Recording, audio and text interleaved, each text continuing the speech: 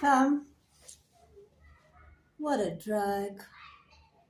Today's one of those days when the infrastructure has broken down completely.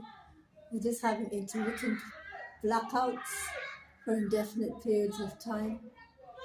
Oh, anyhow, the noise in the background is kids from the neighboring compound. Sorry about that. Anyways, just started a little hustle, which I hope will take off so that at least I can enhance my living standard. Gosh, this business of having life on ground zero is too much. Too much.